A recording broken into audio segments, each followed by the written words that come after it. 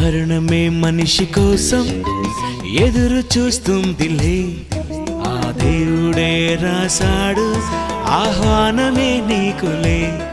పసివాడని ముసలివాడని తేడా లేదులే, నీకిచ్చిన కాలమెంతో ఎవరికి తెలియదే. నరులారా తిరిగి రమ్మని ఆహ్వానమే ఉందిలే, ఆ మరణమైన తరువాతే మరో లోకమే ఉందిలే. ఆ విధానం ఏంటి, ఆయన ఉన్నటువంటి ఎలాంటి ఆలోచన కలిగి ఉన్నాడు, చావులోనికి ఎలా వెళ్ళిపోయాడు, ఎంత భక్తి శ్రద్ధలతో ఉన్నాడు. మరణాన్ని మింగివేశాడు, మరణం మీద విజయాన్ని పొందుకున్న తర్వాత ఏమండి సజీవుడుగా చనిపోయిన తర్వాత తిరిగి లేచిన తర్వాత అందరూ ఏమనుకుంటారు దయ్యం వచ్చిందేమో నా దగ్గరికి, దయ్యం కాదు, చనిపోయిన తర్వాత తిరిగి లేచి 40 రోజులు భూమి మీద ఉన్నాడు. ఆయన సజీవ సాక్ష్యాలను రుజువులుగా చూపిస్తూ 40 రోజులు భూమి మీద ఉండి నేను సజీవుడినయ్యాను, నేను తిరిగి లేచానని చూపించాడు. యేసుక్రీస్తు మన ముందు తిరిగి లేచినప్పుడు, యేసుక్రీస్తులో మనం బ్రతికితే ఏమండి తిరిగి లేచే గొప్ప అవకాశం మనం తిరిగి లేచే అవకాశం మనకుంది. చూసారా, అది దేవుడు పెట్టాడు, నిరీక్షణ పెట్టాడు. కొంతకాలం కష్టాన్ని అనుభవించు, కొంతకాలం బాధను అనుభవించు, కొంతకాలం దేవుణ్ణిలో ఉండు, కొంతకాలం వినయంతో భక్తితో ఉండు. ఈ భూమి మీద ఏది కోరుకోవద్దు. నీ ఇష్టాలన్నీ దేవునిలో నుంచి తొలగిపో, దేవునిలో నుంచి క్షమించండి. దేవునిలో ఉన్నప్పుడు నీ ఇష్టాలను నువ్వు పక్కన పెట్టు కాసేపు. ప్రియులారా, మరణాన్ని మింగివేశాడంటే ఇది చిన్న విషయం కాదు. ఇదిగో మనకు కూడా ఆ విధమైనటువంటి బ్రతుకు ఉంది, ఆ అవకాశం ఉంది.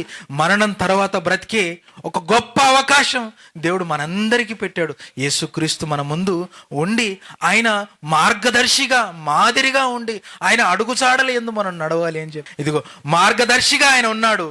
ఆయన చూపిస్తూ ప్రతి ఒక్క సందర్భాన్ని ఇదిగో ఈ విధంగా బ్రతక, ఇలా ఉండాలి. మరణంలో కూడా ఆయన మనం మాదిరి అంటే ఎస్, మరణంలో కూడా మాదిరి. మనము ఆ విధంగానే మరణించాలి, మనము ఆ విధంగానే తిరిగి లేస్తాము. అందుకే ఒక కాలం వచ్చును. ఇదిగో ఆ కాలంలో సమాధులన్నీ తెరవబడతాయి, తిరిగి లేపబడతాం. అందుకే యెషయా గ్రంథం చూడండి, యెషయా గ్రంథం యెషయా గ్రంథం 25:8 మరలా ఒకసారి చదవండి. యెషయా గ్రంథం 25:8 రెండవ మాట. యెషయా గ్రంథం 25 అధ్యాయం 8 ప్రభువైన యెహోవా ప్రతి వాని ముఖము మీద, మొదటి మాట కూడా చదవండి అన్న, మొదటి వారి చదవండి. మరెన్నడును ఉండకుండా మరణమును ఆయన మృంగివేయును. చదవండి, కిందకు చదవండి. ప్రభువైన దేవుడు ప్రతి వాని ముఖము మీద బాష్ప బిందువులను తుడిచివేయును. ఏమండి, బాధపడుతూ ఇదిగో కన్నీటి బిందువులు కారుతున్నాయి కదా, బాధపడుతున్నాం, ఏడుస్తున్నాం కదా, ఇదిగో దేవుడు మీ కన్నీటిని తుడిచివేయను. మీ ముఖం మీద ఉన్నటువంటి మీ కన్నీటిని దేవుడు తుడిచివేస్తాడు. నిరీక్షణ కలిగి బ్రతకాలి, విశ్వాసాన్ని కలిగి మనం బ్రతకాలి. నిరీక్షణతో, విశ్వాసంతో మనం మన బ్రతుకులను ముందుకు కొనసాగిస్తే ఇదిగో మీరు బాధపడుతూ, జ్ఞాపకాలను గుర్తు చేసుకుంటూ ఆవేదన చెందుతూ ఉన్నారు కదా, ఇదిగో మీ కన్నీటి బిందువులను దేవుడు తుడచడానికి సిద్ధంగా ఉన్నాడు. ఒక కాలంలో తిరిగి లేస్తామన్నప్పుడు ఏమండి, ఇప్పుడు ఊరికి వెళ్ళిపోవాలండి, ఒక ఇంటికి వెళ్ళిపోవాలి, ఒక ఊరికి వెళ్ళిపోవాలి, తిరిగి వస్తారా లేరా, అక్కడికి వెళ్ళిపోతారని అంటారు. ఊరికి వెళ్ళినప్పుడు మన ఇంటికి మరలా తిరిగి వస్తామా రామా, వస్తాం కదా. వస్తామన్నప్పుడు బాధ ఎందుకండి, తిరిగి లేస్తామన్నప్పుడు బాధ ఎందుకండి, తిరిగి మరలా మనం వస్తామని కలుసుకుంటామని అనుకున్నప్పుడు మరలా బాధ ఎందుకు ప్రియులారా. అందుకే దేవుడిచ్చినటువంటి గొప్ప నిరీక్షణ, చావు తర్వాత కూడా మనం తిరిగి లేచే అవకాశం. పార్వతమ్మ గారు భక్తిలో ఉన్నారు, చాలా వాక్యం వింటూ జాగ్రత్తగా బ్రతికారు. ఇదిగో తిరిగి లేస్తారని నేనైతే నమ్ముతున్నాను. మీరంతా నమ్ముతున్నారా లేదా? నమ్ముతున్నారని చేతులు లేదండి. గొప్పగా ఆమె బ్రతికారు. ఆమె జీవితాన్ని ఏమండి ఎలా అర్థం చేసుకోవచ్చు తెలుసా? వారి పిల్లల్ని చూసి, వారి సంతానాన్ని చూసి ఏమండి దేవుణ్ణిలో ఉన్నారు, దేవుణ్ణిలో వాళ్ళు గడుపుతున్నారు, భక్తి శ్రద్ధలతో ఉన్నారు, వినయంతో ఉన్నారు, దేవుని ముందు తలదించి బ్రతుకుతున్నారు. గొప్ప విశ్వాసం ఇంతకంటే ఏముందండి? చావు తర్వాత మనం అంతా తిరిగి లేస్తాం. ఒకరోజు అమ్మగారు కూడా లేస్తారు. అందరము లేచే అవకాశం ఉంది. ఆ ఆపర్చునిటీ, ఆ అవకాశం దేవుడు మనకిచ్చినప్పుడు బాధ అన్నది మన ముఖంలో ఉండకూడదు. దయచేసి ఈ మాటను గుర్తుపెట్టుకుని ఏమండి, కొంతకాలం నిరీక్షణ కలిగి బ్రతికితే మనము అందరము దేవునిలో కలుసుకుని గొప్ప అవకాశం ఉంది. దయచేసి మీరంతా ఈ విషయాల్ని జ్ఞాపకం ఉంచుకోవాలని కోరుకుంటూ నా మాటలు ముగిస్తున్నాను. దయచేసి తరలి వంచండి, ప్రార్థన చేస్తారు. ప్రేమ కలిగిన మా ప్రియ పరలోకపు తండ్రి, నీ ఘనమైన, శ్రేష్టమైన, ఉన్నతమైన నామమున వందనములు చెల్లిస్తున్నాను తండ్రి. ఇంతవరకు కొద్ది మాటలు నాయనా తండ్రి తెలుసుకున్నాం. మీ మాటే మాకు ఆదరణ కలిగిస్తుంది. మీ మాటే మనకు భయాన్ని పోగొడుతుంది. ఈ భూమి మీద మేము ఏ విధంగా బ్రతకాలన్నది క్లియర్గా మీరు రాయించి మాకు ఇచ్చారు తండ్రి. దానిని తెలుసుకుని నేర్చుకునే గొప్ప అవకాశం తండ్రి మాకు అందరికీ వినయ విధేయతలతో, భక్తి శ్రద్ధలతో మీ యందు తలదించి తల వంచి ఎప్పుడు మేము బ్రతుకుటకు సహాయం చేయండి తండ్రి. అన్న మీ కుమారుడైనటువంటి క్రీస్తు ఏ విధమైనటువంటి భక్తి జీవితాన్ని కలిగి ఉన్నాడో ఆ విధమైనటువంటి భక్తి శ్రద్ధలతో మేము బ్రతుకులాగిన సహాయం చేయండి తండ్రి. మరి చనిపోయిన వారిని గురించి తండ్రి జ్ఞాపకాలను చేసుకుంటూ, జ్ఞాపకాన్ని గుర్తు చేసుకుంటూ బాధపడుతూ ఉన్నాం. కానీ తండ్రి మీ కన్నీటి బిందువులను మీరు తుడుస్తారని తండ్రి మేము నమ్మొచ్చు తండ్రి. ముందున్నటువంటి జీవిత కాలం అంతా మీ కరుణగల హస్తాలకు అప్పచెప్పుకుంటున్నాను తండ్రి. బాధపడుతున్నటువంటి కుటుంబాన్ని జ్ఞాపకం చేసుకోండి. వారికి కావలసినటువంటి మంచి ఆదరణను ప్రసాదించండి. మీ మాటల ద్వారా వారికి సంతోషాన్ని కలగజేయండి తండ్రి. బాధపడుతున్నటువంటి ప్రతి ఒక్కరిని నాయన ఓదారుస్తూ తండ్రి, ఆదరణను కలిగిస్తూ ముందున్నటువంటి జీవితం అంతా తండ్రి మరి మీ కృపలో మమ్మల్ని అందరినీ భద్రపరుచుకుని మనం అర్థిస్తూ, ముందున్నటువంటి విలువైన సమయాన్ని మీ కొరకు మహిమకరంగా వాడుకొని మనం అర్థిస్తూ క్రీస్తు ఉన్నతమైన నామమున ఈ ప్రార్థన సమర్పిస్తున్నాను తండ్రి. ఆమేన్. సమయాన్ని ఇచ్చినటువంటి అయ్యగారికి ప్రత్యేకమైన వందనాలు. Thank you. చక్కటి మాటలు, దేవుని మాటలు బోధించిన, మహాజ్ఞానాన్ని బోధించిన మహేష్ గారికి ప్రభుపేట వందనాలు, కృతజ్ఞతలు తెలియజేస్తానండి. మనమందరము కూడా నిన్నటి వారమే. మనకి ఏమీ తెలియదు, భూమి మీద మన దినములో నీడవలే ఉన్నవే. చక్కటి మాటలతో మరి ఒక రోజుని మనం చూస్తాం. అయితే ప్రియులారా, మనం గుర్తుకు పెట్టుకోవాల్సింది ఏంటంటే, మనకి జ్ఞాన హృదయం కావాలని దేవుడు ఆలోచిస్తూ ఆయన రాయించిన మాటలో నుంచి ఒక మాట చదువుతానండి. కీర్తనాకారుడు ద్వారా రాయించిన మాట ఏంటంటే, మాకు జ్ఞాన హృదయం కలిగినట్లు చేయము, మా దినములు లెక్కించుట మనకి నేర్చుకోగలిగితే. పార్వతమ్మ గారు ఆమె దినములు లెక్కించుకుంది. ఆమె ఆ తల్లి గారిని తండ్రి దేవుడిని పిలిచినప్పుడు అయ్యా వస్తానని మరి ఆమె సమస్తాన్ని బిడ్డలకి దారపోసి మరి పెంచి పెద్దవారిని చేసి విద్యాబుద్ధులు చెప్పించి మరి వివాహాలు చేసింది. మరి ఆమె దేవుడి పిలుపు అందుకుని మరి వెళ్ళారు. మరి ఈ ఆదరణ కుడికి మీరు అందరూ వచ్చినందుకు మరొకసారి మీకు ధన్యవాదాలు తెలియజేస్తూ మరి చిన్న ప్రార్థన చేసుకుని మరి రెండో వర్తమానానికి వెళ్దండి. మన మధ్యలో వెంకటేష్ గారు అందిస్తారు. కళ్ళు మూసుకుందాం, ప్రార్థన చేసుకుందాం. పరిశుద్ధుడా, ప్రేమ గల తండ్రి, దయగలిగిన మా దేవా నీకు వందనాలు. ప్రభువా, ఇదిగో నాయన, ఈ భూమి మీద ఉన్నటువంటి మాకందరికి మంచి ధైర్యం కలిగినటువంటి మాటలు నీ పరిశుద్ధ లేఖనాలనైనా మరి వివరింపజేసినందుకు, అలాగే నీ కుమారుని వాడుకున్నందుకు, మాకును వినబోయే ఇంకా ఈ వాక్యాన్ని నాయన మా అందరి హృదయంలో భద్రపరిచి నీ రాకడ కోసము మేము ధైర్యంగా ఉండలాగున, అలాగే ఈ కుటుంబము, బిడ్డలు, వచ్చిన వారందరము, వింటున్న వారందరూ ధైర్యం కలిగి ఈ మాటలు విని నిరీక్షణతో బ్రతుకున్నట్టు సహాయం చేయమని యేసునామం నడుచున్నాం తండ్రి. ఆమేన్. మరి ప్రార్థన చేసిన అయ్య గారికి వందనాలు. మరి సమయాన్ని వెంకటబాబుగా అందజేస్తున్నానండి. మరి అందరు సమయం అవుతుంది కనుక ఒక 40 minutes అయ్య గారు ముగిస్తారని ఆశపడుతూ ఉన్నాను. ఆ తర్వాత దేవమ్మ గారు మాట్లాడాలండి. ప్రిపేర్ అయ్యి ఉండమని మనం చేస్తూ ఉన్నాం. మరి ఇప్పుడు వరకు చాలా జాగ్రత్తగా ఆలోచించాలి. ఎవరికైనా మనసు నొప్పి కలిగించే మాటలుగా ఉంటే బాధపడకండి. ఎందుకంటే వాక్యం చాలా కఠినంగా ఉంటుంది. ఎందుకంటే దేవుని మాట మనిషికి ఎప్పుడూ కఠినంగానే ఉంటుంది. ఈ విషయాన్ని గుర్తు తెచ్చుకుని మరి ప్రార్థన చేసుకుని వాక్యంలోకి వెళ్దామండి. పరలోకమందున్న మా తండ్రి, మీరు ఇచ్చిన ఈ అవకాశాన్ని బట్టి మీ కృతజ్ఞతాస్తుతులు చెల్లించుకుంటున్నాను నాయన. ఇదిగో మీ కుమార్తె పార్వతమ్మ గారు యొక్క ఆదరణ కూడికకు మీ పిల్లలు నేను వచ్చి ఉండగా, మరి మీ వాక్యాన్ని మేము నేర్చుకునిచుండగా మాకు సమయోచిత జ్ఞానం దయచేసి మీ మాటలు యొక్క భావాన్ని మేము గ్రహించి ఆ మాటల ప్రకారం ఈ భూమి మీద బ్రతకగలగడానికి మాకు సహాయం చేయండి తండ్రి. అలాగే తండ్రి, విన్న వాక్యాన్ని విడిచిపెట్టకుండా వాక్యాన్ని హృదయంలో భద్రపరుచుకోవడానికి శక్తిని, బలాన్ని, జ్ఞానాన్ని దయచేస్తారని కోరుకుంటూ యేసుక్రీస్తు వారి పరిశుద్ధ నామంలో ఈ ప్రార్థన అడిగి వేడుకుంటున్నాను తండ్రి. ఆమేన్. ప్రియమైన దేవుని పిల్లారా, మీకు అందరికీ తెలిసిన విషయమే, ఇది 3వ రోజు. మరి తల్లిగారు మరణించి 3వ రోజు. అయితే మరి క్రైస్తవులుగా కొన్ని అనుమానాలు, కొన్ని అపోహలు, కొన్ని అపార్థాలు ఉన్నప్పటికీ, ఏదేమైనప్పటికీ మరి కుటుంబంగా, సంఘంగా మరి ఆదరణ పొందాలి అనే ఆదరణ కూడికి పెట్టామండి. ఆదరణ పొందాలి అనే ఆదరణ కూడికే పెట్టుకుంటారు కూడా. ఇంకొక విషయం ఏంటంటే, మరి ఆదరణ ఎవరి నుంచి వస్తుంది, ఆదరణ ఎలా వస్తుంది అని మనం ఆలోచించగలిగితే దేవునిని బట్టేనంటే. మనిషి నిమిత్త మాత్రుడు. ఒకళ్ళు ఏడుస్తున్నారనుకోండి, ఆ ఏడుపును ఆపడానికి మీరు ఎంత ప్రయత్నించినా వాళ్ళు మానరు, మీరు మాన్పించలేరు. ఒకవేళ మీ ఎదురుగుండా ఏడుతూ మానేసినా వాళ్ళ లోనకెళ్ళి ఏం చేస్తారంటే కుమిలిపోతూ ఉంటారండి. ఇది మీ అందరికీ తెలిసిన వాస్తవమే. అయితే ప్రియమైన దేవుని పిల్లలారా, ఇక్కడ మనం గమనించవలసిన విషయం ఏంటంటే, క్రైస్తవులుగా జ్ఞానం నేర్చుకుంటున్న వారిగా, జ్ఞానాన్ని అభ్యసిస్తున్న వారిగా చాలా మంది వాక్యాన్ని అపార్థం చేసుకోవడం మొదలు పెడుతున్నారంటే, అంటే తమకు నచ్చినట్టుగా వాడుకోవడం, తమకు ఇష్టంగా వాడుకోవడం. ఎందుకంటే యేసుక్రీస్తు వారి మాటలు అంత తొందరగా ఎవరికీ అర్థం కావు. యేసుక్రీస్తు వారి మాటలు అందరికీ అర్థం కావండి. ఎందుకంటే శిష్యులే అక్కడ విన్నా కానీ మళ్ళీ ఇంటికి వెళ్ళిపోయిన తర్వాత, లేదంటే ఒక ప్రాంతంలో ఏకాంతంగా ఉన్న తర్వాత అక్కడికి వెళ్ళి ప్రభువా మీరు ఏం చెప్పారని అడిగిన సందర్భాలు ఉన్నాయి కదంటే, ఉన్నాయి కదా. అంటే యేసుక్రీస్తు వారి మాటలు తమ శిష్యులకే అర్థం కాని రీతిలో ఉన్నాయి. ఇది గమనించాలి మనం బైబిల్ నుంచి. అలాంటి మాటలను మనం ఇష్టం వచ్చినట్టు వాడుకోవడం అనేది కరెక్ట్ కాదు.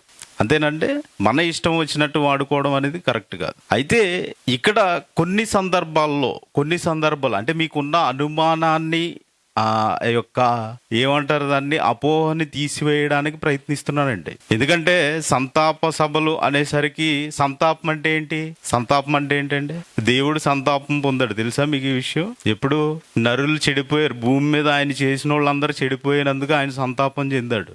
ఒకవేళ సంతాప సభ అంటే ఎందుకు పెట్టుకుంటారండి? ఏంటి సంతాపం అంటే? అందరూ కూర్చుని ఏడవడానికి.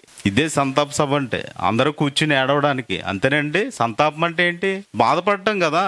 అందరూ కూర్చుని ఒకరినొకరు బాధపడుతూ ఏడవడానికి. అది నెలలు రోజులు ఏడ్చిన సందర్భాలు ఉన్నాయి ఎవరైనా చనిపోతే. కానీ ఇది ఆదరణ కావాలి. దేన్ని బట్టి కావాలంటే వాక్యమును బట్టి కావాలి, దేవుణ్ణి బట్టి ఆదరణ రావాలి. అలా ఉండాలండి. అంటే మరి ఆదరణ పొందుతున్నారా? మరి ఇదిగో బాధలో ఉన్న కుటుంబం ఆదరణ పొందుతున్నారంటే ఆదరణ ఇచ్చేవారు ఉండాలి కదండి. ఏమండి, ఆదరణ ఇచ్చేవాడు ఉండాలి కదా. ఒక్కొక్కళ్ళు సూటిపోటు మాట్లాడారనుకోండి, ఎలా ఉంటుందండి? ఇంకా దుఃఖం పెరిగిపోదా? ఏమండి, పుండు మీద కారం జల్లినట్టు ఉండదండి.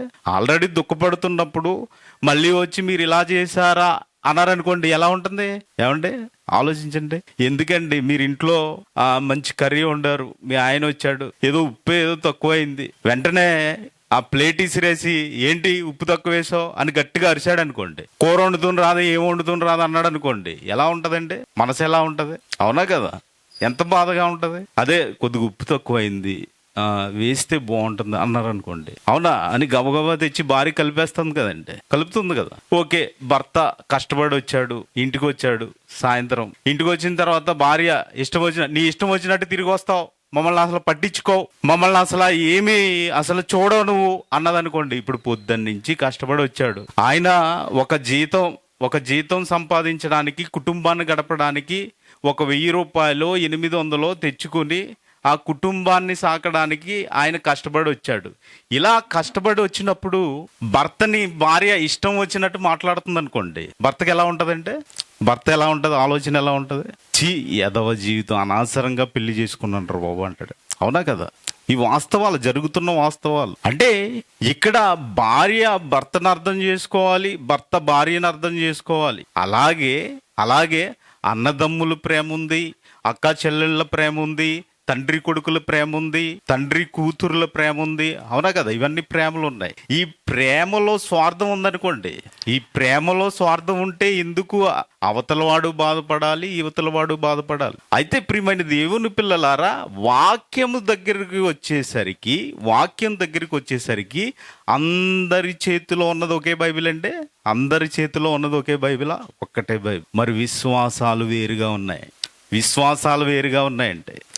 ఎందుకంటే అర్థం కాని రీతిలో మాట్లాడటం, వాళ్ళు వెళ్తారులే, వాళ్ళు చూసుకుంటారులే, ఇలా మాట్లాడడం ఎందుకు వస్తున్నాయంటే వాక్యాన్ని అపార్థం చేసుకునే రీతిలో క్రైస్తవుడు ముందుకు వెళ్తున్నారు. ఇక్కడ మ్యాక్సిమం ఒక 80% క్రైస్తవులే ఉన్నారు కాబట్టి నేను అలా మాట్లాడుతున్నాను. ఎవరైనా హిందువులు ఉంటే బాధపడకండి, అర్థం చేసుకోవడానికి ప్రయత్నించండి, ఓకేనా? అయితే వాక్యంలోకి వెళ్ళగలిగితే మత్తయి సువార్త 8వ అధ్యాయము, మత్తయి సువార్త 8వ అధ్యాయము 21, 22 వచనాలు చదవండి. శిష్యులలో మరి ఒకడు, ప్రభువా, నేను మొదట వెళ్ళి నా తండ్రిని పాతి పెట్టుటకు నాకు సెలవిమ్మని ఆయనను అడగగా యేసుక్రీస్తు వారు ఇక్కడ యేసుక్రీస్తు వారిని శిష్యుడు వెంబడిస్తున్నాడండి. వెంబడిస్తున్నప్పుడు ఆ శిష్యుల్లో వాళ్ళ నాన్నగారు చనిపోయారంట. ఇప్పుడు యేసుక్రీస్తు వారి దగ్గర శిష్యరికం చేస్తున్న శిష్యుడు ఒక అతను వచ్చి ఏమంటున్నాడంటే, నా తండ్రి చనిపోయాడు, నా తండ్రిని పాతి పెట్టుటకు. ఏమండి ప్లీజ్, మనం లీవ్ అడుగుతాం కదండి, ఆఫీస్లో మనం లీవ్ అడుగుతాం కదా, లీవ్ అడిగి వస్తూ ఉంటాం కదా. ఇప్పుడు అమ్మగారు చనిపోయినప్పుడు మేము 2 రోజులు లీవ్ పెట్టవలసి వచ్చింది అంటే మేము అడగాలి అక్కడ కంపెనీలో. అలా ఇతను కూడా యేసుక్రీస్తు వారి దగ్గర శిష్యరికం చేస్తుండగా యేసుక్రీస్తు వారిని అడుగుతున్నారు, ఏమని? సెలవు ఇప్పించండి, లీవ్ కావాలి నాకు. ఎన్ని రోజులు లీవ్ తెలియదు, ఎన్ని రోజులో తెలియదు, ఓకేనా? అడుగుతున్నప్పుడు యేసుక్రీస్తు వారు ఏమంటున్నారో చూడండి. యేసు అతనిని చూచి, నన్ను వెంబడించుము, మృతులు తమ మృతులను పాతి పెట్టుకొనమని ఏం చెప్పారంటే, అందరికి అర్థమైందా? మృతులు తమ మృతులను పాతి పెట్టుకొననిమ్ము, మృతులు ఎవరు? చచ్చిపోయినవాడు. నేను ఒక ప్రశ్న అడుగుతున్నానండి మిమ్మల్ని, చనిపోయిన వాడిని ఎలా పాతి పెట్టగలడు? అర్థమైందంటే చనిపోయిన వాడిని ఎలా పాతి పెట్టగలడు? యేసుక్రీస్తు వారు అన్న మాటకు అర్థం ఏంటి? ఆ మాటని ఎలా తీసుకోవాలి, ఎలా స్వీకరించాలి? అంటే మాట డైరెక్ట్ గా వ్రాయబడిన దాన్ని వ్రాయబడినట్టుగా తీసుకోకూడదండి. రూపకలంకారంగా మాట్లాడారు. బైబిల్ కొంతమంది పండితులు రాశారు, దాంట్లో పర్యాయ పదాలు, అర్థాలు ఇవన్నీ ఉంటాయి. ఏమండి, చనిపోయిన వ్యక్తిని ఇంకో చనిపోయిన వ్యక్తి పాతి పెట్టినట్టు మీరు చరిత్రలో ఎక్కడైనా చూసారా? ఒక చనిపోయిన మనిషి వెళ్ళి ఇంకొక చనిపోయిన వ్యక్తిని ఎక్కడైనా పాతి పెడతాం చూసారా? చూడలేదు. ఇప్పుడు మీకు ఈ మాట ఎలా ఉందండి? మృతులు తమ మృతులను పాతి పెట్టుకొననిమ్ము. నువ్వెందుకు వెళ్తావు? నా దగ్గర ఉన్నావు కదా, నాతో ఉండు, నా దగ్గర ఉండు. మృతులు ఉన్నారు అక్కడ, ఆ మృతులు పాతి పెట్టుకుంటారు. మరి ఇప్పుడు ఈ మాట ఎలా అర్థం చేసుకోవాలి? ఎన్నో ప్రశ్నలు వస్తాయండి, ఇలా సాగదీస్తూ ఉంటే ఎన్నో ప్రశ్నలు వస్తాయి. అంటే యేసుక్రీస్తు వారి మాటల్లో ఒక భావాన్ని అర్థం చేసుకోవడానికి క్రైస్తవుడు ముందుకు వెళ్ళటం లేదండి. చదివాము, వినేసాము, అయిపోయింది, ఇంతే. యేసుక్రీస్తు వారు చెప్పారు కదా, మరి మృతులు ఎలా పాతి పెట్టుకుంటారు? ఎవరు ఆ మృతులు అంట తమ మృతులు. మళ్ళీ తమ మృతులేంటి? వాళ్ళ మృతులు ఎక్కడున్నారు? వాళ్ళ మృతులు ఏ లోకంలో ఉన్నారు? చచ్చిపోయినోడిని ఎలా పాతి పెట్టుకుంటాడండి? ఎలా పాతి పెట్టుకుంటాడు? ఒకసారి ఆలోచించండి. అంటే యేసుక్రీస్తు వారి జ్ఞానంలోకి వెళ్ళి ఆలోచించగలగాలి, యేసుక్రీస్తు వారిని ఆలోచించాలి, యేసుక్రీస్తు వారు ఎందుకు చెబుతున్నారో ఆలోచించాలి. చనిపోయిన వారు అనగానే యేసుక్రీస్తు వారి దృష్టిలో ఇదిగో అక్కడ వాళ్ళ నాన్న చనిపోయాడు కదా, అతని గురించి చెప్పట్లేదు, అతన్ని పాతి పెట్టే వారి గురించి మాట్లాడుతున్నారు. మృతులు అనగానే అతన్ని పాతి పెట్టేవారు ఎలా ఉన్నారండి? యేసుక్రీస్తు వారిని వెంబడిస్తున్నారా? యేసుక్రీస్తు వారు కూడా ఉన్నారా? యేసుక్రీస్తు వారితో తిరుగుతున్నారా? లేదు, లోకంలో ఉన్నారు. యేసుక్రీస్తు వారు ఆయన 3.5 సంవత్సరాలు ఇదిగో ఈ భూమి మీద జీవించడానికి వచ్చాడండి. ఆయనకి ఇచ్చిన కాలం చాలా తక్కువ, ఆయనకి ఇచ్చిన కాలం చాలా చిన్నది. ఇదిగో ఆ చిన్న కాలంలోనే మీరు నాతో ఉండాలని మాట్లాడుతూ మృతులు తమ మృతులను అంటే మృతులున్నారు, తమ మృతులను పాతి పెట్టుకుంటారు. ఆ మృతులు ఎవరో కాదు, ఇదిగో పాపములు అపరాధములు ద్వారా చచ్చిపోయిన వారు. ఎఫెసీ పత్రిక 2వ అధ్యాయం 10వ వచనం చదవండి. ఎఫెసీయులకు రాసిన పత్రిక అపోస్తలుడు మరియు వాటి యందు మనము నడుచుకొనవలెనని ముందుగా సిద్ధపరిచిన సత్క్రియలు చేయుటకై మనము సృష్టింపబడ్డాం. క్రీస్తు యేసునందండి, క్రీస్తు యేసునందు ఇదిగో ఆ క్రియలు చెప్పడానికి యేసుక్రీస్తు వారు భూమి మీదకి వచ్చారు. ఆ క్రియలు చెప్పడానికి యేసుక్రీస్తు వారు భూమి మీదకి వచ్చారు. ఆ క్రియలు చేసేవాడే మృతుడు కాడు. ఆ క్రియలు చేసేవాడే మృతుడు కాడు. అందుకనే 1వ వచనంలో ఏమంటున్నారు చూడండి. 1వ వచనంలో మీరు అపరాధముల చేతను పాపముల చేతను మీరు చచ్చిన వారై ఉండగా, మీరు చచ్చిన వారై ఉండగా, మీరు చచ్చిన వారై ఉండగా దేంతో చచ్చిపోయారంటే ఇది నాయన ఇప్పుడు అర్థం చేసుకోండి ఆ వచనాన్ని. చాలా మంది పాపంతో చచ్చిపోయారు. వాళ్ళు ఆల్రెడీ మీ నాన్న నన్ను వెంబడించట్లేదు, ఇక్కడ నన్ను వెంబడిస్తూ ఏం చనిపోలేదు కాబట్టి ఆయన మృతుడే, అక్కడ మృతులు ఉన్నారు, వాళ్ళిద్దరూ వాళ్ళ పని చూసుకుంటారు. నేను ఇక్కడ 3.5 సంవత్సరాలే ఉంటాను నాయన, 3.5 సంవత్సరాలే ఉంటాను. కాబట్టి నువ్వు నేర్చుకోవాల్సింది చాలా ఉంది. అది నేర్చుకుని వెళ్ళిపో. ఎందుకంటే నువ్వు వెళ్ళిన తర్వాత ఎన్ని రోజులు ఉంటావు అక్కడ, నువ్వు ఆల్రెడీ మాట ఇచ్చావు కదా. ఇది లూకా సువార్తలో చాలా క్లారిటీగా చెప్తారు చూడండి. లూకా సువార్త 9వ అధ్యాయం, లూకా సువార్త 9వ అధ్యాయం 60వ వచనం. అందుకు ఆయన ఇక్కడ అదే మాట వాడుతున్నారు చూడండి. లూకా సువార్తలో 9వ అధ్యాయం 60వ వచనంలో ఏమంటున్నారంటే, మృతులు తమ మృతులను పాతి పెట్టుకుందరు, నీవు వెళ్ళి ఏం ప్రకటించే పనిలో ఉన్నాడండి ఈయన. మరి నువ్వేం ప్రకటిస్తున్నావు? నువ్వేం ప్రకటించావు? చర్చిలో ఆదివారం బాగా రొట్టె ద్రాక్షారసం తీసుకున్నావు, తినేసావు, ఇంటికి వెళ్ళావు, శుభ్రంగా మటనో చికెనో తెచ్చుకుని తినేసావు. ఏం ప్రకటిస్తున్నావని మృతుల దగ్గరికి రాలేదు. ఏం ప్రకటించావని మృతుడి దగ్గరికి రాలేదు. ఏమండి, ఈ మాట బాధగా ఉండొచ్చు చాలా మందికి. ఏం ప్రకటిస్తున్నావు నువ్వు? యేసుక్రీస్తు వారి శిష్యరికం చేస్తున్నాడు, అక్కడ ప్రకటించే పనిలో ఉన్నాడు, రాజ్య సువార్తను ప్రకటిస్తున్నాడు. మరి నువ్వు శుభ్రంగా రొట్టె ద్రాక్షారసం తినేసి ఇంటికి వెళ్ళి మటను చికెను వండుకుని శుభ్రంగా గుర్రపోతులాగా నిద్రపోతూ మళ్ళీ ఈ మాట వాడతావా? సిగ్గు ఉండాలండి. యేసుక్రీస్తు వారు ఎందుకు అన్నారో అక్కడ అర్థం కావాలి. ఏమన్నారు చూడండి, చదవండి అక్కడ క్లారిటీ. 60వ వచనం. అందుకు ఆయన మృతులు తమ మృతులను పాతి పెట్టుకొని నువ్వు వెళ్ళి దేవుని రాజ్యమును ప్రకటించమని వానితో చెప్పెను. మరి ఒకడు, ప్రభువా నీ వెంట వచ్చేదని గాని నా ఇంటనున్న వారి యొద్ద సెలవు తీసుకుని వచ్చుటకు మొదట నాకు సెలవు ఇమ్మని అడిగావు. రే, నువ్వు నా దగ్గరికి వచ్చావు, మళ్ళీ ఇంకా సెలవేంటి? నువ్వు డిసైడ్ అయ్యే వచ్చావు. ఏమంటే బాప్తిసం తీసుకున్నప్పుడు ఎలా తీసుకుంటారంటే అడుగుతారు. అక్కడ ఏమని అడుగుతారు? మీరు దేవుని కోసం బ్రతుకుతారా? ఎన్ని కష్టాలైనా బ్రతుకుతారా? ఎన్ని శ్రమలు వచ్చినా బ్రతుకుతారా? ఓకే, వెరీ గుడ్, నేను బ్రతుకుతాను. ఇలా శ్రమలు వస్తాయండి, కష్టాలు వస్తాయి, అన్ని అనుభవిస్తారా? నేను అనుభవిస్తాను. మరి ఇన్ని మాటలు ఇచ్చి ఇదిగో నువ్వు వచ్చిన తర్వాత మళ్ళీ నాకు సెలవు ఇమ్మంటావేంటి? నాకు సెలవు కావాలంటావేంటి? అంతే కదండి, అర్థం అదేనా? ఇప్పుడు ఏమంటున్నారు చూడండి, కింద మాట. యేసుక్రీస్తు వారు అంటున్నారండి, ఇదిగో వీళ్ళిద్దరికి చెప్తున్నారు సమాధానం.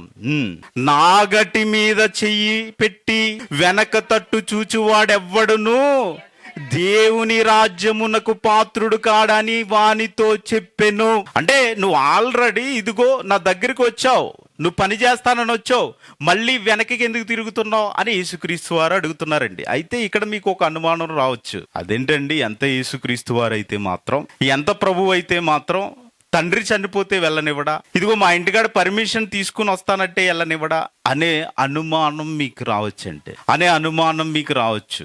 మరి తండ్రి చనిపోతే వెళ్ళనివ్వని ఈ ప్రభువు దగ్గర ఈయన శిష్యరికం చేయడం అంత అవసరమా అనే వాళ్ళు కూడా ఉన్నారు.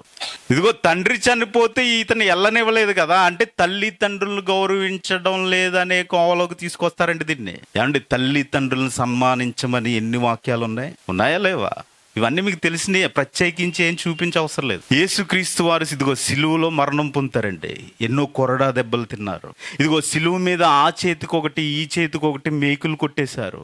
కాళ్ళకి మేకులు కొట్టారు, తలకి ముళ్ళ కిరీటం పెట్టేశారు, ఎంతో బాధను అనుభవిస్తున్నాడండి.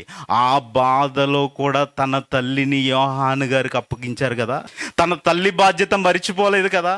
ఇదిగో తన తల్లిని ఇదిగో నీ తల్లి అని చెప్తారండి.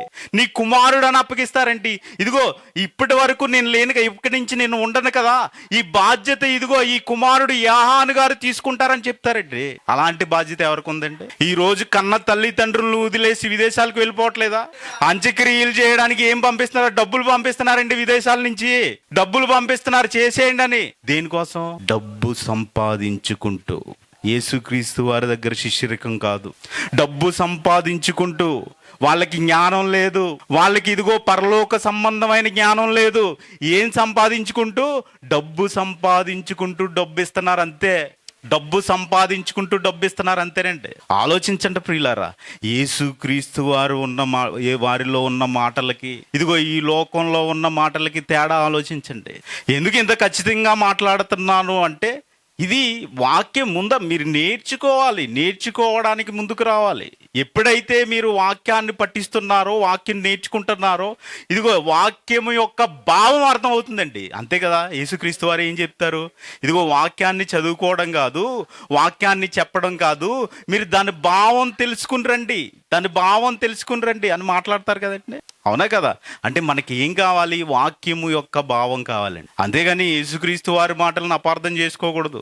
యేసుక్రీస్తు వారి మాటలని అపార్థం చేసుకుని మన ఇష్టం వచ్చినట్టు బ్రతకూడదండి. ఆయన అప్పుడు ఎందుకు చెప్పాడు? ఇదిగో ఆ వాక్యమే కదా శరీరధారిగా భూమి మీదకి వచ్చింది. ఆ వాక్యమే కదా 2000 సంవత్సరాల క్రితం శరీరధారిగా భూమి మీదకి వచ్చింది. ఆ వాక్యంగా నేనే ఉన్నాను ఆయన. ఈ వాక్యమే నిత్యజీవం కాబట్టి నిత్య జీవాన్ని వదిలి ఎక్కడికి వెళ్ళొద్దు. నేను ఈ 3.5 సంవత్సరాలనే ఉంటాను కాబట్టి నా దగ్గర ఉండు, తర్వాత నీ ఇష్టం. నేను వెళ్ళిపోయిన తర్వాత ఎక్కడ ఉంటాడండి ఆయన? యేసుక్రీస్తు వారి దగ్గర ఉంటాడా? నేను చాలా తక్కువ కాలం ఉంటాను కాబట్టి నన్ను వెంబడించి నువ్వు వెళ్ళిపో అని చెప్పారండి. అది అర్థం అక్కడ. ఈ వచనాన్ని మన ఇష్టం వచ్చినట్టు వాడుకోకూడదండి. వాక్యంలోకి వెళ్ళి ఆలోచించాలి. చాలా జాగ్రత్త ప్రియులారా. ఎందుకంటే వాక్యాన్ని బట్టి మన ఇష్టం వచ్చి అందరి దగ్గర ఒకే బైబిల్ ఆలోచించండి. మరి ఎందుకు ఇలా ఒక వచనాన్ని 4-5 రకాలుగా విభజిస్తున్నారు? అంటే మృతుల గురించి మన ఇష్టం వచ్చినట్టు మాట్లాడుకో. చనిపోయిన తర్వాత ఏం జరుగుతుందో ఎవరైనా చెప్పగలరండి? బైబిల్ చెప్తుందండి. ఈ బైబిల్ చెప్తుంది. చనిపోయిన తర్వాత ఏమైనా జరుగుతుందంటే ఈ బైబిల్ ఒకటే చెప్తుంది. ఎవ్వరు చెప్పరు, లోకంలో ఎక్కడా ఉండదు, ఈ బైబిల్లోనే ఉంటుంది. అలాంటి బైబిల్ని పట్టుకుని మీ ఇష్టమా? బైబిల్లో మాటలు అర్థం చేసుకోకుండా మీ ఇష్టం వచ్చినట్టు మాట్లాడతారా? అలా మాట్లాడకూడదండి, తప్పండి. ప్లీజ్ అలా చేయకండి ఇంకొకసారి. ఎందుకంటే ఆదరణ అన్నప్పుడు ఆదరణ ఇవ్వడానికి రావాలి, సూటుపోటు మాట్లాడకూడదు. మరైతే ఇంత ఖచ్చితంగా బైబిల్ మాట్లాడుతున్నప్పుడు మరి ఎందుకు అసలు ఈ ఆదరణ కూడికి ఎందుకు? ఆవిడ ఆదరణ ఎలా పొందుతుంది? బైబిల్లో చాలా వాక్యాలు రాయబడి ఉన్నాయి కదా. ఇదిగో దేవుని భక్తుల మరణం చాలా విలువైనదని రాశారు కదా. కీర్తనల గ్రంథం 116 అధ్యాయం 15 వచనం. కీర్తనల గ్రంథం 116 అధ్యాయము 15 వచనం. యెహోవా భక్తుల మరణం ఆయన దృష్టికి విలువ గలది. ఇప్పుడు పార్వతమ్మ గారు మరణం చూసాం కదండి. పిల్లల్ని చూశారు కదా, తిరుమలమ్మ గారిని చూశారు కదా, రాజ్యలక్ష్మి గారిని చూశారు కదా, తిరుమలమ్మ గారి పిల్లల్ని చూశారు కదా. వాక్యం నేర్చుకుంటున్నారండి వాళ్ళు. వాక్యం చెబుతారు. తెలుసా మీకు ఆ విషయం? అంటే మరి వీళ్ళు వాక్యాన్ని అభ్యసింపజేయడానికి ఎవరు కారణం? ఆమె. అంటే ఆమె భక్తురాలు, యెహోవా భక్తురాలు, దేవుని భక్తురాలు. వీళ్ళ మరణం అంట ఎలాంటిదంట? ఆయన దృష్టికి విలువ గలది. ఎలా విలువగలది? ఎప్పుడు విలువగలదిగా ఉంటుంది? ఎప్పుడు విలువగలదిగా మారుతుంది? ఇదిగో ఆమె జీవితములో ఆమె నుంచి వచ్చారు కదా, వృక్షాల కింద, ఆకుల కింద, పళ్ళు కింద. ఇదిగో వాక్యంలో పెరుగుతున్నారు కదా, వాక్యం ప్రకటిస్తున్నారు కదా, వాక్యాన్ని ఇదిగో వెదజల్లుతున్నారు కదా. వీళ్ళే ఆమెకి నిదర్శనం. మన భక్తుల చరిత్ర అంతా చూసినప్పుడు అదేనండి. వాళ్ళ పిల్లలు చాలా గొప్పగా బ్రతికినట్టు ఉంటుంది. మనం చెప్పుకున్నాం కదా, అమ్రాము, ఎకేబేదు. వాళ్ళ జీవితంలో వాళ్ళ నుంచి వచ్చిన సంతానం ఎవరు? అహరోను, మిరియాము, మోషే వీళ్ళు ఎలా ఉన్నారంటే దీవెనకరంగా ఉన్నారు. లేవీల్లో చేర్చబడ్డారు, అవునా కదా, దీవెనకరంగా ఉన్నారు వాళ్ళు. కాబట్టి ప్రియులారా, ఇదిగో ఎలా విలువ గలది అని మనం ఆలోచిస్తే ఇదిగో ఇలా ఉంటుందంటే ఇలా ఉంటుంది. మరి చివరికి వీరి నిరీక్షణ ఏంటి? భక్తులకు పునరుత్థానమే నిరీక్షణ అండి, దానికి మించింది ఏది లేదు. మనం అనుకున్నాం కదా, ఎందుకంటే రెండో మరణాన్ని తప్పించుకోవడానికే ఈ మొదటి మరణం, రెండో మరణాన్ని తప్పించుకోవడానికే ఈ మొదటి మరణం. ఈ మొదటి మరణములో నువ్వు యథార్థంగా బ్రతికితేనే రెండో మరణాన్ని తప్పించుకోవడానికి అవకాశం, రెండో మరణాన్ని తప్పించుకోవడానికి అవకాశం. ఒకసారి యోహాను సువార్తకు రండి, యేసుక్రీస్తు వారి దగ్గరికి. యోహాను సువార్త 11వ అధ్యాయము, యోహాను సువార్త 11వ అధ్యాయము 25 నుంచి చదవండి.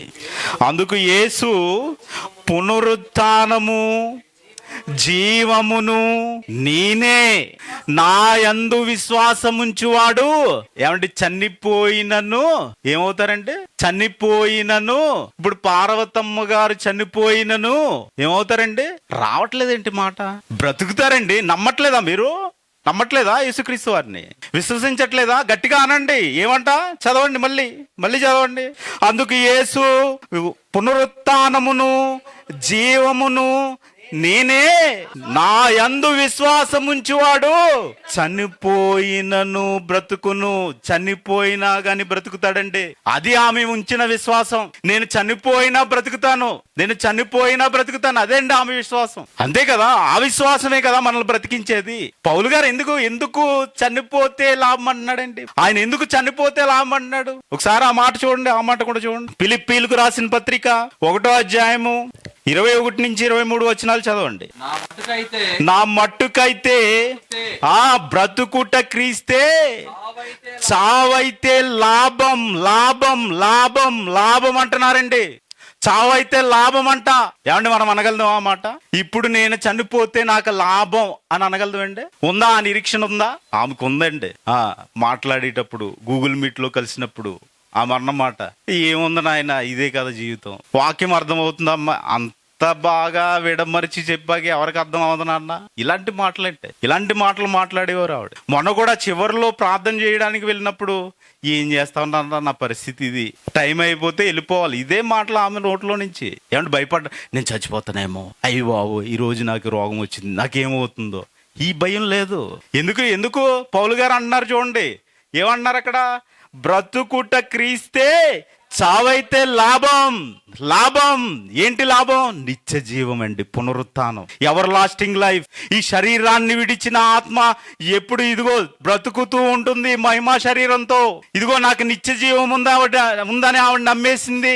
ఎవరు ఆ నిత్య జీవం? ఇదిగో నేనే. ఏమంటున్నారండి యోహాను 11:25లో? ఆ పునరుత్థానమును జీవమును నేనే.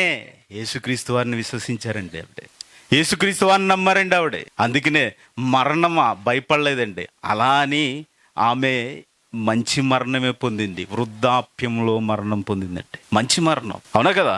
మీరు చూడండి, బైబిల్ చరిత్రలో వృద్ధాప్యమందు చనిపోయిన వారు ఉంటారు పాత నిబంధనలో. మంచి మరణం అండి, చూసారా? అంటే ఇలాంటి విశ్వాసంతో, ఇలాంటి నిరీక్షణతో ఇదిగో ఈ భూమి మీద మనము కూడా బ్రతకగలిగితే, పునరుద్ధానము జీవమునైన యేసుక్రీస్తు వారిని నమ్మగలిగితే మనకు కూడా ఏముంటుందంటే మరణం అంటే భయం ఉండదు. చిట్టికేసి చెప్తారు, వస్తుందా? రా. ఎప్పుడు వస్తుంది మరణం? రాని, నో ప్రాబ్లం అంటాడండి, అంతే. నా మట్టుకైతే బ్రతుకుట క్రీస్తే, చావైతే లాభం అంటాడండి. ఇలాంటి నిరీక్షణ కలుగుంటే. కాబట్టి ప్రియమైన దేవుని పిల్లారా, మనందరం మరి పార్వతమ్మ గారి నిరీక్షణ ఎలా అయితే ఉందో అలాగే మరి బైబిల్లో వ్రాయబడినట్టుగా మరి ఇలాంటి నిరీక్షణ, చావుకి భయపడని నిరీక్షణ మరి కలిగి ఉండాలని కోరుకుంటూ మరి నా మాటలు ముగిస్తున్నాను. ప్రార్థన చేసుకుందాం. పరలోకమందున్న మా తండ్రి, మీరు ఇచ్చిన ఈ అవకాశాన్ని బట్టి కృతజ్ఞతాస్తుతులు చెల్లించుకుంటున్నాను ఆయన. తండ్రి, ఇదిగో కొన్ని మాటలు మీ గ్రంథంలో నుంచి మరి నేను చెప్పాను తండ్రి. మరి ఆ మాటలు మీ పిల్లలు హృదయంలో భద్రపరుచుకుని వాటి ప్రకారం మరి ఇదిగో మరణానికి భయపడిన వారిగా, మరి మరణం అనేది ఈ లోకం నుండి మరో లోకానికి వెళ్ళే ప్రయాణం అని గుర్తించి, నివాసం ఉండడానికి ఈ మరణం ఒక ద్వారం అని మరి గుర్తించి, మరి ఆ మెలకువతోటి ఈ భూమి మీద వాక్య ప్రకారం బ్రతకడానికి పిల్లలందరికీ సహాయం చేయండి తండ్రి. వారి హృదయాలు తెరిచి వాక్య ప్రకారం ఈ భూమి మీద జీవించడానికి తెలివిని, జ్ఞానాన్ని ప్రసాదించమని, అలాగే నన్ను నిన్ను హెచ్చరించుకుంటూ మరి ఈ ప్రార్థన మీ కుమారుడైన యేసుక్రీస్తు వారి పాదాల చెంత సమర్పిస్తున్నాను తండ్రి. ఆమేన్. అందరికీ వందనాలండి. దయచేసి గమనించాలి, ఒకళ్ళకి తప్పట్లు కొట్టి ముందు వారికి కొట్టపోతే బాగోదండి. మీరు అర్థం చేసుకోవాలి ఈ విషయాన్ని. ఎందుకంటే కొడితే ఇద్దరికి కొట్టాలి లేదా వదిలేయాలి. సరేనా? ఇది మాత్రం మీరు గ్రహించండి. ఎక్కడికి వెళ్ళినా ఇది మీరు ప్రియులారా, చక్కటి వర్తమానాలు అందించిన ఇద్దరు బిడ్డలకి దేవుని పేరిట వందనాలు తెలియజేస్తూ ఉన్నాను. మరి నీతిమంతుడైనటువంటి క్రీస్తు యేసు మాటలను గుర్తు చేసుకుంటూ ఈ రోజు పార్వతమ్మ గారి యొక్క విషయంలో మనం ఈ యొక్క ఆదరణ కూడికి వచ్చామండి. చక్కటి మాటలతో మనల్ని హెచ్చరించారు. అయితే మనకి కొంచెం బాధ, ఆమె అయితే ప్రశాంతంగా దేవుని సన్నిధిలో ఉంది. ఒక వచనం చదువుకుందామండి. కాబట్టి ఇంకనూ బతుకుతున్న వారి కంటే ఇంతకు ముందు కాలము చేసిన వారే ధన్యులు, మనకంటే కూడా ఆమె ధన్యరాలు. ఇద్దరు బిడ్డలు చక్కటి వర్తమానాలు అందించారు. మరి అదే విధంగా సామెతలు అంటాడు, నీతిమంతుని జ్ఞాపకం చేసుకున్నట ఆశీర్వాదం అని సెలవిస్తూ ఆ నీతిమంతుడైన క్రీస్తు యేసు మాటలు ఇద్దరు బిడ్డలు మరి పార్వతమ్మ గారి యొక్క ఆదరణ కుడ్డికల్లో చక్కటి మనకి ఇద్దరు కూడా హెచ్చరికలు చేస్తూ మన యొక్క పరిస్థితులను తెలియజేసినందుకు ఇద్దరు బిడ్డలకి ప్రభుపేట వందనాలు తెలియజేస్తున్నాండి. మరి మన మధ్యలో తిరుమలాదేవి గారు ఉన్నారు. మరి వారు ఒక్క 10 నిమిషాలు వాళ్ళ అమ్మగారి నుంచి సాక్ష్యం చెబుతారు. ఆ తర్వాత నేను ఒక 2 నిమిషాలు చెబుతానండి. వారు నాకు పరిచయమే కాడి నుంచి వారి స్థితులను నేను వివరిస్తాను. నాకు ఒక 2 నిమిషాలు నేను తీసుకుంటాను. తిరుమల దగ్గర కాలాన్ని సమయాన్ని వేదికను అలంకరించిన దైవజనులందరికీను, అలాగే కూడి వచ్చిన మీ అందరికీ ప్రభువైన యేసుక్రీస్తు వారి పేరట శుభములు, వందనాలండి. ప్రియులారు, మరి ఇప్పటి వరకు మరి ఇద్దరు పిల్లలు చెప్పిన మాటలు మీరు విన్నారు కదా. మృతులు తమ మృతులను పాతి పెట్టుకొన నిమ్ము అని అన్నప్పుడు ప్రకటన గ్రంథం తీయండి ఒకసారి. ప్రకటన గ్రంథము 3వ అధ్యాయం 2వ వచనంలో ఏం చెప్తున్నారు యోహాన్ గారు అని అంటే, ప్రకటన గ్రంథము 3వ అధ్యాయం 2వ వచనంలో ఏమనగా, జీవించుచున్నామన్న పేరు మాత్రం ఉన్నది గాని నీవు మృతుడివే. ఏం చేస్తున్నాం అంటే అండి, మనందరం సంఘాల్లో ఉంటున్నాము, సహవాసాల్లో ఉంటున్నాము, క్రైస్తవులుగా బిల్డప్ ఇస్తున్నామండి నిజంగా చెప్పాలంటే. అవునంటారా కాదంటారా? ఈ రోజున అనేక మంది దైవ సేవకుల గురించి ఎన్ని మాటలు మాట్లాడుతున్నారంటే, కాలు నడకతో వస్తున్నారు, కార్లలో తిరుగుతున్నారు, విశ్వాసులు మాత్రం అలాగే ఉంటున్నారు అనుకుంటాం, చెప్పుకుంటా ఉంటాం కదండి. జీవించుచున్నామన్న పేరు మాత్రమే ఉందంట, కానీ ఏంటంట వాళ్ళు మృతులంట. వాళ్ళు చచ్చిన వాళ్ళతో సమానం. అలా చచ్చిన వాళ్ళతో సమానంగా బ్రతుకుతున్న వాళ్ళు చాలా మంది ఉన్నారు. కాబట్టి మీరేం చేస్తారంటే, నాయనా నీ తండ్రి నన్ను వెంబడించుకోకుండా చచ్చిపోయాడు కదా, అలాగే నన్ను వెంబడించుకోకుండా చాలా మంది జీవిస్తున్నారు కాబట్టి వాళ్ళు వెళ్ళి పాతి పెడతారులే, నువ్వు మాత్రం నన్ను వెంబడించని పిలిచారండి యేసుక్రీస్తు. నిజంగా ఈ రోజునండి మరి మా అమ్మగారు సందర్భంగా మీరు అందరూ వచ్చారు కదా. కొంతమందికి నచ్చుతాము, కొంతమందికి నచ్చమండి. అవునంటారా కదంటారా? నేను చనిపోయినా, ఎవరైనా చనిపోయినా చనిపోయిన వాళ్ళందరూ అందరికీ నచ్చుతారని మనం ఎప్పుడు అనుకోవద్దండి. సంఘంలో ఉన్న వాళ్ళు కూడా కొంతమందికి నచ్చుతారు, కొంతమందికి నచ్చరు. ఇప్పుడు మీరు అందరూ ఇప్పుడు దైవ సేవకులు ఇళ్లలోనే నాకు చాలా మంది తెలుసండి. ఇప్పుడు మాట్లాడిన పిల్లలు కూడా మా పిల్లలే. కాబట్టి అమ్మ చనిపోయారని అంటే ప్రార్థన చేసినప్పుడు ఎలా చేస్తున్నారు చెప్పండి? అమ్మే కదండి. ఎవరు ప్రార్థన చేసినా కానీ అక్కడికి వెళ్ళినప్పుడు మనుషుల మెప్పును కోరి మాత్రం ఎప్పుడు ప్రార్థన చేయకూడదు. పార్వతమ్మగా చనిపోయారు, మీ సన్నిధిలో చేర్చుకున్నారు, పరలోకంలో చేర్చుకున్నారు, పరలోకం వెళ్ళిపోయారు అన్న మాటలు మనం మాట్లాడుకున్నాం అనుకోండి, వాక్యాన్ని ఏం చేసిన వాళ్ళం అవుతాం? దేవుడు రాయించిన మాటల్ని ఏం చేసిన వాళ్ళం అవుతాం అంటే అపార్థంగా మనము మాట్లాడిన వాళ్ళం అవుతాం. దానికి శిక్ష తప్పదు మనకి. ఎవరం కూడా ఎక్కడికి వెళ్ళిందో మనకు తెలుసా చెప్పండి? మా అమ్మగారు విశ్వాసే, నేను కాదని అనను. మరణం వరకు విశ్వాసంతోనే ఉన్నారు, ప్రభుని విడిచిపెట్టలేదు. అవునంటారా కాదంటారా? ఇప్పుడు ఈ మాట మా అమ్మగారు స్వర్గం వెళ్ళిపోయారు, పరలోకం వెళ్ళిపోయారని నేను చెప్పొచ్చండి, గొప్పగా చెప్పొచ్చు. కానీ చూడండి, పరలోకము దావీదు గారే వెళ్ళలేదని భక్తుడైన మరి అపోస్తల కార్యాలు చూడండి ఒకసారి. అపోస్తల కార్యములు 2వ అధ్యాయంలో దావీదు పరలోకమునకు ఎక్కిపోలేదన్నమాట. 2వ అధ్యాయం 34వ వచనం చదవండి. దావీదు పరలోకమునకు ఎక్కిపోలేదంటండి. దావీదు గారు అంతటి భక్తుడే పరలోకానికి ఎక్కిపోలేదని మరి అపోస్తల కార్యాల్లో రాయిస్తున్నప్పుడు మీరు ప్రార్థనలు ఎవరు మెప్పించడానికి చేస్తున్నారు? దైవ సేవకులైనా సరే, విశ్వాసులైనా సరే. ఏ శవం దగ్గరికి వెళ్ళినండి నిజంగా అండి.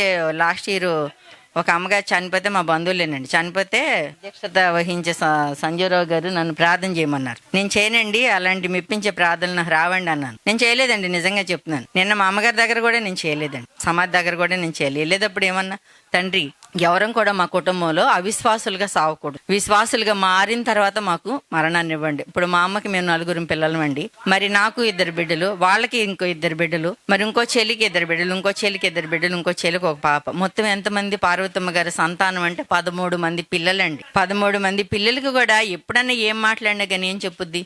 ప్రభు నమ్ముకోండి, ప్రభు నమ్ముకోండి. ప్రభు నమ్ముకుంటే పరలోకం వెళ్తారు, ప్రభు నమ్మకపోతే నరకానికి పోతారు. అదే కదని చెప్పింది. మరి ఆ దావీదు గారు పరలోకం వెళ్ళలేదు అని మనకి బైబిల్ చెప్తున్నప్పుడు, అదే బైబిల్ మన అందరి చేతుల్లో పట్టుకున్నప్పుడు ఏ శవం దగ్గర, ఏ బాడీ దగ్గరికి వెళ్ళి కూడా మనము ఈ ప్రార్థన చేయకూడదండి.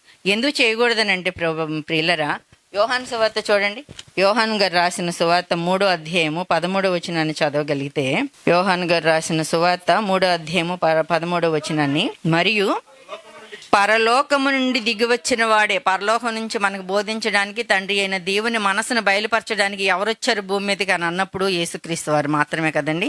ఆయన ఏం చెప్తున్నారు అని అంటే, పరలోకము నుండి దిగివచ్చిన వాడు తప్ప, అనగా పరలోకములో ఉండు మనుష్య కుమారుడే తప్ప పరలోకమునకు ఎక్కిపోయిన వాడు ఎవడునో లేడు. ఇంకెవరూ వెళ్ళలేదండి. సెకండ్ కమింగ్ లో యేసుక్రీస్తు వారు భూమి మీదకి వస్తే, అవునంటారా కదంటారా, అప్పుడు ఎత్తబడే గుంపులో మనం ఉంటే అప్పుడు వెళ్ళగలుగుతాం. చూడండి, లోకాసు వార్త మీ అందరికీ తెలుసు కదండి. ప్రతి ఒక్క సేవకుడు అని నిలబడిన, సేవకురాలు అని నిలబడిన ప్రతి స్త్రీ గాని పురుషుడు గాని ప్రతి ఒక్కరు బోధిస్తారు. ఏంటనంటే, లాజరు గారు పరలోకం వెళ్ళారు, ధనవంతుడు లాజరు గారు పరదేశికి వెళ్ళారు, ధనవంతుడు యాతన పడుతున్నాడు అని చెప్పుకుంటాం కదండి. మరి 27వ వచనాన్ని చూసుకుందాం ప్రియులారా. ఆ సందర్భం అంతా మీ అందరికి కొట్టిన పిండండి, అసలు చెప్పవసరం లేదు. మీరందరికీ లాజరు ధనవంతుడు అనేసరికి అసలు మీరంతా బైబిల్లోని ఆదికాండం నుంచి ప్రకటన గ్రంథం వరకు ఎప్పుడైనా చదివినా చదవకపోయినా ఈ స్టోరీ అంతా మాత్రం మీకు పిట్ట కథలాగా, కథల పుస్తకంలోని స్టోరీ లాగా అందరికీ హృదయంలో ఏమైపోయిందని అంటే నిలిచిపోద్ది. అవునంటారు కదంటారు. తెలియని వాళ్ళు ఎవరైనా ఉన్నారు? చెయ్యొద్దండి. లాజర్ గారి గురించి నాకు తెలీదు అని అనేవాళ్ళు ఎవరైనా ఉన్నారంటే ఎవరు చెయ్యొత్తారు, అందరికీ తెలుసు. 27వ వచనం చూడండి ప్రియులారా. అప్పుడు అతడు ధనవంతుడు లాజర్ గారు చనిపోయినప్పుడు ఆహ్వానం వచ్చిందండి. ఎవరి ద్వారా పంపించాడు దేవుడు అని అంటే, దేవదూతల ద్వారా ఆహ్వానాన్ని పంపించాడు.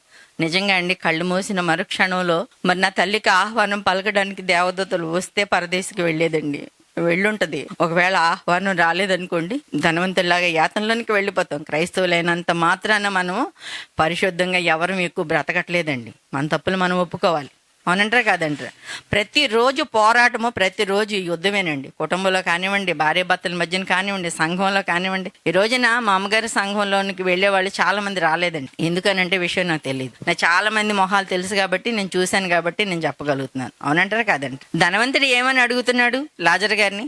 మా ఇంటికి వెళ్ళు, భూమి మీదకి నువ్వు వెళ్ళు. అబ్రహాం గారిని అడుగుతున్నాడండి. ఆ సందర్భంలో 27వ వచనంలో చదవండి. అప్పుడు అతడు, తండ్రి అలాగైతే నాకు 5 సహోదరులు ఉన్నారు, వారు ఈ వేదనకరమైన స్థలమునకు రాకుండా వారికి సాక్ష్యమిచ్చుటకే నా తండ్రి ఇంటికి వానిని పంపవలెనని నిన్ను వేడుకొనిచున్నాను.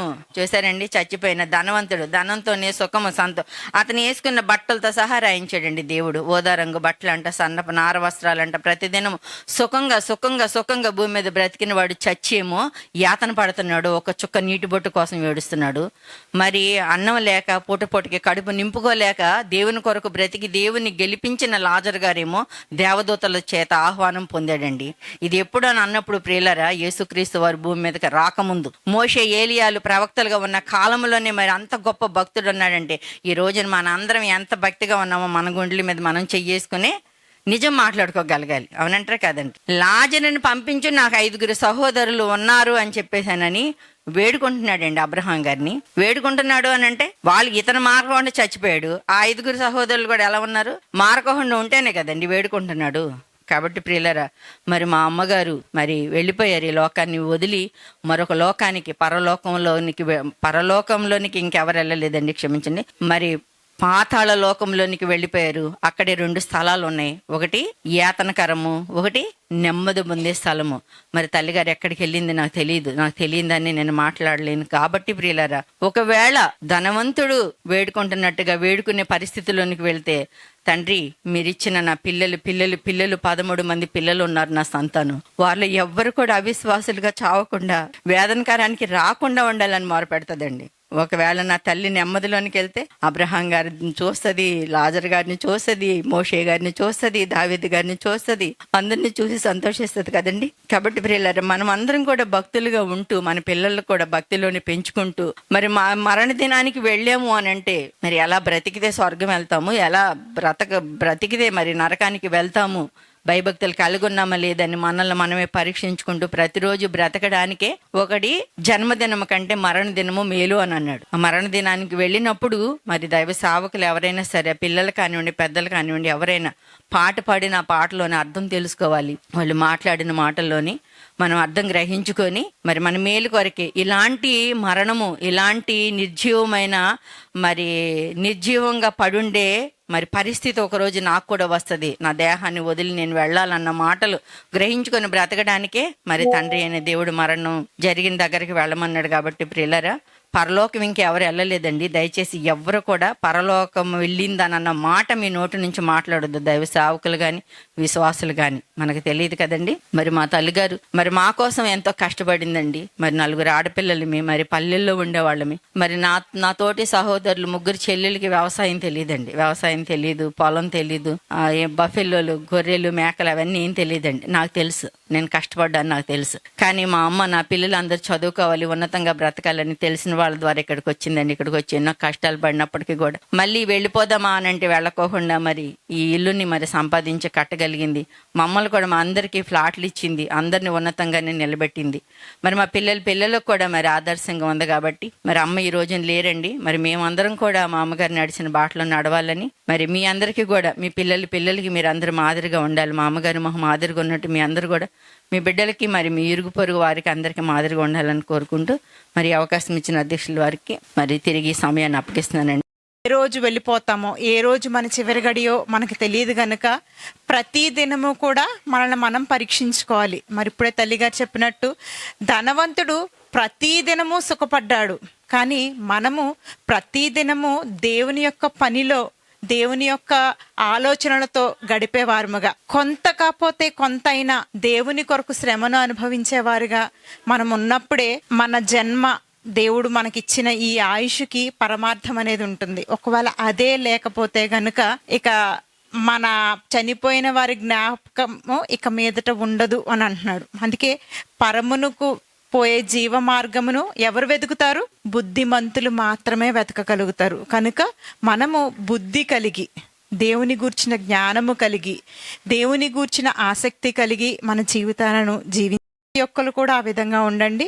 మరి ఆ కుటుంబానికి దేవుడే తగిన ఆదరణ ఇవ్వాలని, మనకున్న మిగిలిన జీవితాన్ని దేవుని కొరకు ఇంకా ఉన్నతంగా బ్రతకాలని ఆశిస్తూ ఈ కొద్ది మాటలను ముగిస్తున్నాను. సమయాన్ని ఇచ్చిన అధ్యక్షుల వారికి వందనాలు చెల్లిస్తున్నాను. Thank you. గారు లేరు, పార్వతమ్మ గారు. ఆమెతో మేము చాలా కాలం జర్నీ చేసాం. దగ్గరుండి మాకు భోజనం వడ్డించింది, ప్రేమగా చూసుకున్నారు, మంచి చెడ్డ అన్ని విషయాల్లో మాకు తోడైండి అన్ని విషయాల్లో మాట్లాడారు. మరి ఆమె వెళ్తూ మరి ఈ భూమి మీద ఎవరైతే ఇంకా మరి వాళ్ళ గర్భం నుంచి వచ్చిన అక్క వాళ్ళు, ముఖ్యంగా మరి తిరుమల అమ్మగారు, అలాగే రాజ్యలక్ష్మి అమ్మగారు, ఇంకా వాళ్ళ కుటుంబం, వాళ్ళ పరివారం అంతా కూడా మరి మాతో పాటు ఇక్కడ ఉన్నారు. మరి భౌతికంగా అయితే మన మధ్యం లేరు. దేవుడు ఆమెకి నిర్ణయించిన లోకానికి మరి ఆమెను వెనక్కి తీసుకున్నట్టు ఇప్పటి వరకు మరి భక్తులందరూ చాలా మంది మాట్లాడారు. మరి భౌతికంగా మన మధ్య లేనప్పటికీ ఏదో ఒక బాధ, ఒక వెలితి మనలో ఉంటుంది. ఎందుకంటే మనతో పాటు చాలా కాలం జర్నీ చేసి, మనతో పాటు ఉండి ఎన్నో ప్రేమానురాగాలు పంచుకుని చక్కగా మనతో పాటు ఉన్న అమ్మగారు మన మధ్య లేకపోవటం భౌతికంగా కొంచెం ఇబ్బందికరమైన విషయం. మనం ఒక బాధ, ఒక వెలితి మనలో ఏర్పడుతుంది. మరి దాని అంతటిని దేవుడు త్వరలో తీర్చి మళ్ళీ చక్కటి ఓదార్పుని దేవుడు మీకు కల్పించి తిరిగి మరి ఆరోగ్యవంతంగాను మానసికంగా దృఢంగా మీరు అందరూ ఉండాలని మరి కోరుకుంటున్నాను. మరి ఇచ్చిన ఈ చక్కటి అవకాశాన్ని బట్టి అధ్యక్షుల వారికి, అలాగే సంఘానికి, ప్రతి ఒక్కరికి ప్రత్యేకమైన వందనాలు తెలియజేసుకుంటూ తిరిగి సమయాన్ని అధ్యక్షుల వారికి అప్పగించుకుంటున్నాను.